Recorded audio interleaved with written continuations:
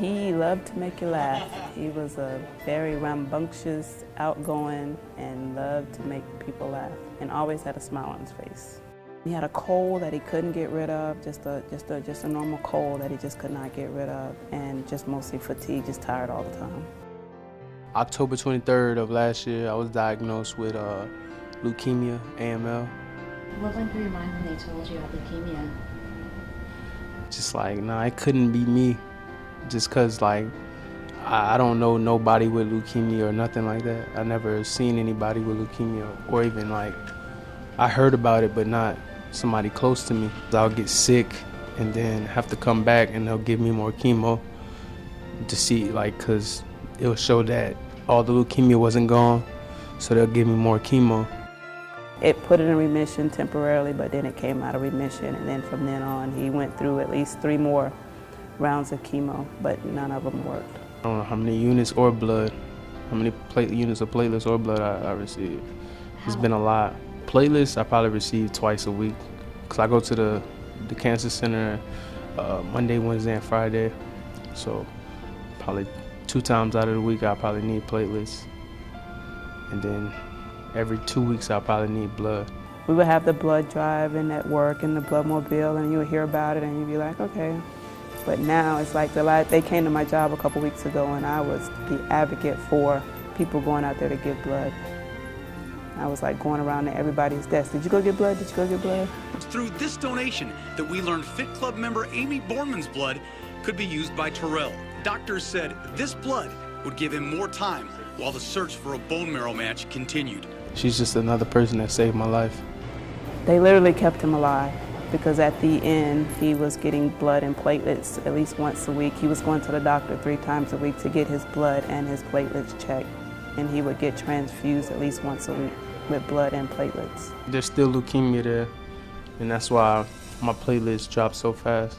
I didn't even know what platelets was, and I never realized about how important it was to donate blood until now.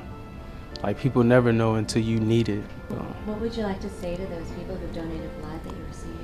I thank you, and like, don't stop. Do it for, not just for me, for everybody, and encourage more people to do it. He was looking forward to his 21st birthday, and then it just happens he was in the hospital on the 21st birthday, and actually got discharged on the 21st birthday. But when Bo Outlaw and the Magic Dancers came out there to see him, there you go, he's smiling now, there you go. He said even after that, he was like, that's the best birthday I've ever had. Look at that, man. Ooh, I should be that's a big old special cutter. Cake cutter. Hello? Hello? Do you know who that is? You don't know that voice? No. Say something else. What's up? Who is this? You don't know Dwight Howard? Dwight. Yeah. That guy that's in your picture right there. Oh, what's up? You gotta forgive him. He a little nervous up here. We trying to dance and he didn't want to dance. Oh, he don't want to dance? Hey, man, tell him go and break through the stage leg. Oh, yeah, do the stanky leg. You know stanky leg? Nah, I'ma do my Dougie. Do your Dougie? Do my Dougie. Do the Dougie. Go on, do the Dougie. Let me see you do the Dougie. I'll do a Dougie with you. Come on. You would never know that he was sick, because he never showed it. He never, unless he was in the hospital, even then sometimes you would not think. You would go to visit him at the hospital, you would hear what he had, you would hear, the symptoms, but then you go to the hospital to see him and he was upbeat, just watching TV and just being the clown that he loved to be. You know that guy? Oh, you gonna reach for that quick. You know what this is? A football? Oh, look, he take these immediately. When was the last time you were able to play basketball? It's been a while. It's been a long time. He was really excited about his 21st birthday. Even though he was in the hospital, and on the day of his birthday is when they released him and told him he had 6 months to live. But he did not let that faze him. He enjoyed his birthday. What is your prognosis now? I have no clue. I'm living day by day now, right now, until I find out something. They didn't have any cure for him, And pretty much when they gave him 6 months to live. You know, we were like, no, we're gonna fight this. That's not true. That's not gonna happen. I need a donor for a bone marrow transplant. We had a lot of people that did come up and tell us that, hey, we want to get tested to be a match.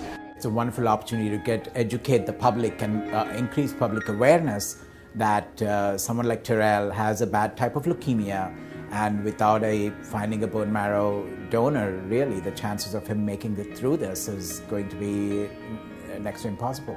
At the very beginning, that they said that he possibly could be a bone marrow candidate, that he would, a bone marrow transplant, but we couldn't find a match.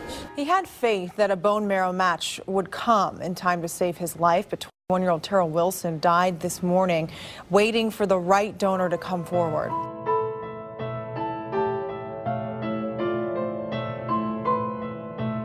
For minorities in particular, it's difficult to get a bone marrow or a blood stem cell donor, bone marrow donor, because of the ethnicity. The sort of beautiful thing about such a sad event is that he wanted to use his life as an inspiration for others. He really did, and Laura, when you looked at him and you saw him in that video, when I spoke to him and talked to him lately, you wouldn't have known he was sick. Unbelievable.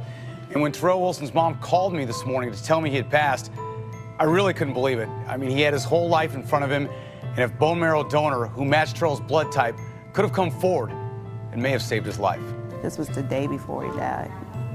Yeah, this was taken. Was a terrific, great kid, and his spirit really inspired me, and he just never gave up and wanted that message to go out to everyone. And for any parent who's ever lost a child out there, a lot of times you see they don't want their children's death to be in vain. No. They'll often start foundations, certain things. Well, in this case, maybe he'll inspire someone to donate blood or platelets and save someone else's life. I hope so. Get out and do it, please. So we appreciate you doing that. Go out there and get on the registry, because it does save lives, and it would have possibly could have saved him if he would have had a match. When I do leave this earth, I still want people to donate. I don't want people to just stop at all.